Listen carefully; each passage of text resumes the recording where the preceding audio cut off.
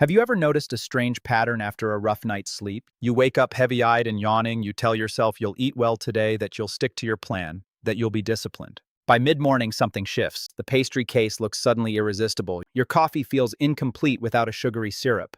Snack wrappers seem to whisper your name. By evening, you find yourself eating foods you never intended to buy. Most people chalk this up to lack of willpower or poor decision-making, but modern science points to a different and more surprising explanation. Your biology was already nudging you toward those choices long before you opened your eyes.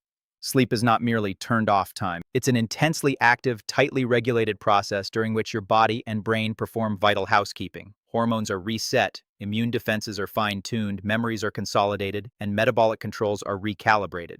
Think of your brain as the CEO of your metabolic company. Each night, it audits energy stores, recovery needs, stress levels, and nutritional balance, then adjusts the chemical signals that shape appetite and behavior for the coming day.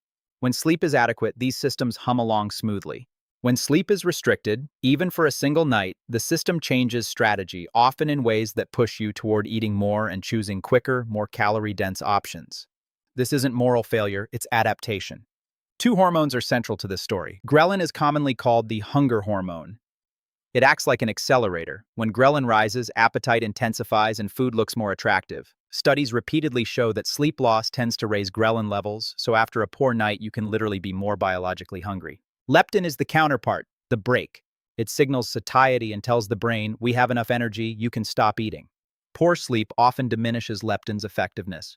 The result is a powerful, double-edged push. The accelerator revs up while the brake weakens, making overeating far more likely. That internal imbalance helps explain why willpower alone often feels inadequate. The brain's wiring changes as well. Imaging studies reveal that after sleep deprivation, the brain's reward centers light up more strongly in response to palatable foods, especially those rich in sugars, refined carbs, salt, and fat, while regions responsible for impulse control and long-term planning become less effective.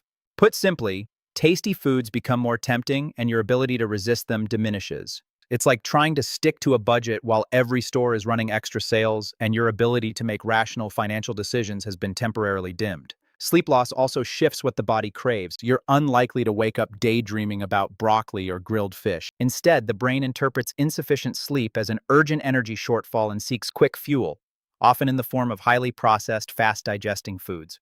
From an evolutionary standpoint, this made sense. When our ancestors faced stress, threat, or sleepless nights, rapid energy intake could be life-saving.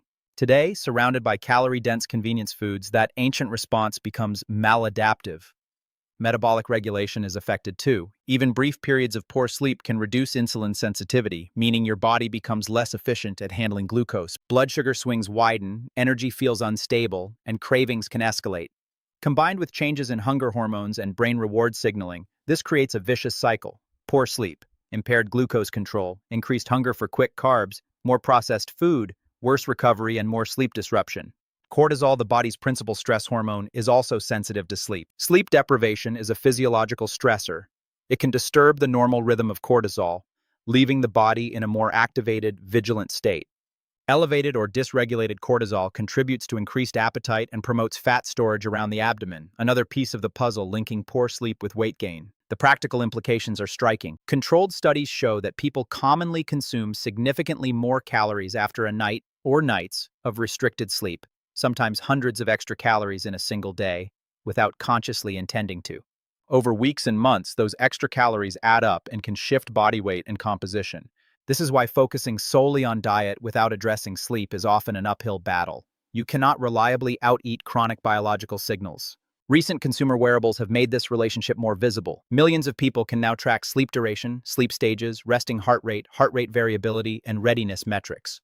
Those data often reveal patterns people didn't suspect. A poor night's sleep correlates with higher resting heart rate, lower HRV, worse recovery scores, and, all too frequently, poorer food choices the next day. Awareness turns into actionable insight. If you notice a bad night correlates with stronger cravings, you can plan accordingly rather than blaming yourself. Here's the encouraging part. The same biology that works against you after poor sleep responds positively to good sleep. A single high-quality night can improve hormone balance, sharpen decision-making, stabilize glucose metabolism, and reduce impulsive food cravings. Sleep is not merely recovery, it's preparation. The quality of tomorrow's choices often begins with the quality of tonight's rest.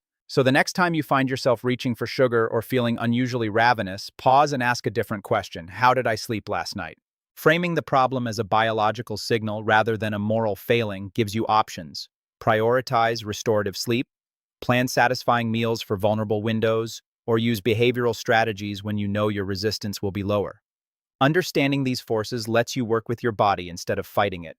I'm Dr. Yende. At OXYZEN Health Intelligence, we treat sleep as a foundational health metric, not because it's trendy, but because it directly shapes energy, stress, recovery, metabolism, inflammation, performance, and even the food choices you'll make tomorrow.